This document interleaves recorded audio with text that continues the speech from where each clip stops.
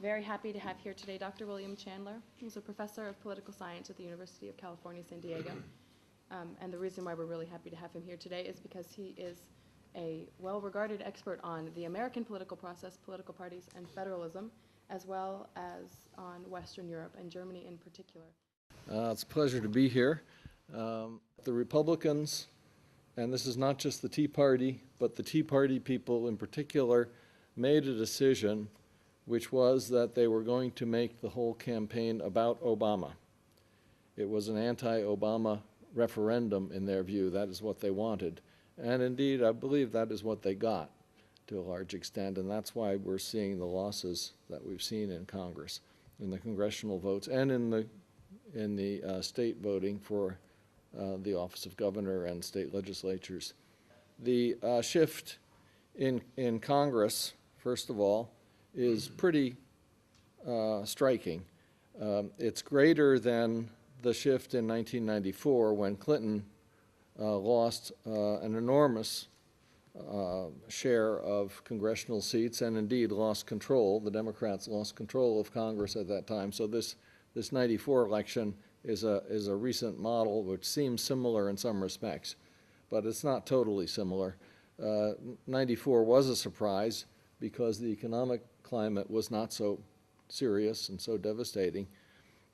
I think this election, there are a lot of good reasons to say it was not a surprise, but it did represent a major swing in one direction.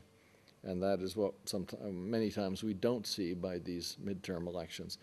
So the results in the House are enormous, about 60-seat gain for the Republicans and 60-seat loss for the Democrats. There will be some seats where we don't have the results probably for weeks because they will be too close to call.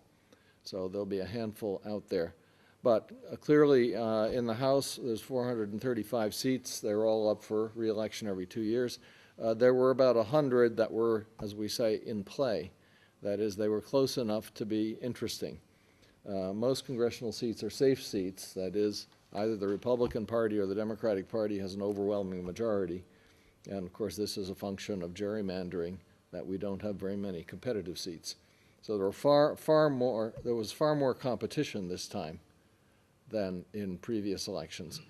So the turnover in the House is very large, and of course the Republicans now do have a majority. The last figure I saw this morning was 239 seats, but again, there's still some that are undecided. I think it's 239 to 183 as of this morning, plus those that we don't know about. But they needed 218 for a majority. Generally speaking, turnout is low, somewhere around 40%, which by German standards is incredibly low. But as compared to a presidential election in 2008, the Obama election was 62.5% turnout, which is high for us, still low for you. But that tells you something already, that you have such a differential in turnout. Yeah, and of course it is not even. In other words, some groups mobilize better than others, and those who do, especially with low turnout, generally win.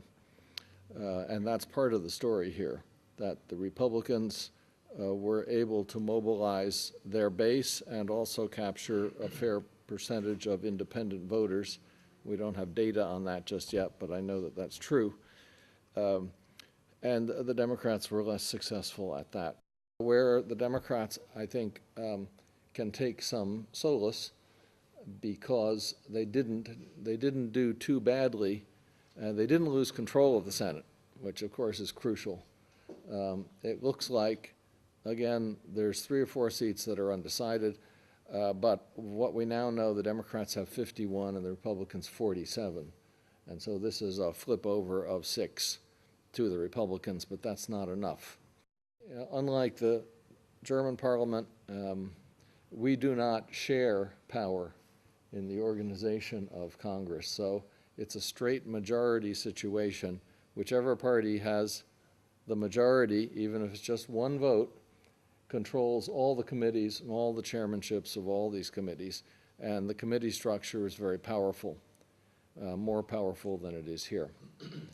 Committees are important here, I know, in the Bundestag and Bundesrat, but our committees are even more powerful. And the chairs of the committees are very powerful people, so it's important to look at who these chairs will be. Now, as to what it all means in terms of policy making, clearly the Republican strategy is twofold, and they've been very clear about this. They have said, and many of them have said, our primary aim is to get rid of Obama in the next presidential election. And so their strategy in Congress will be to attack him and his policies. And secondly will be to engage in obstruction rather than cooperation, which is what they've done up until now, and that has been you could say that has been successful. Now in the Senate, it's a little bit different because of closeness, but and because the Republicans don't control the Senate, they can't behave in quite the same way. However, we will have gridlock, we will have divided government, and actually it's a three-way divide, given that we have a Democratic president, a Republican House, and a very narrow division in the Senate.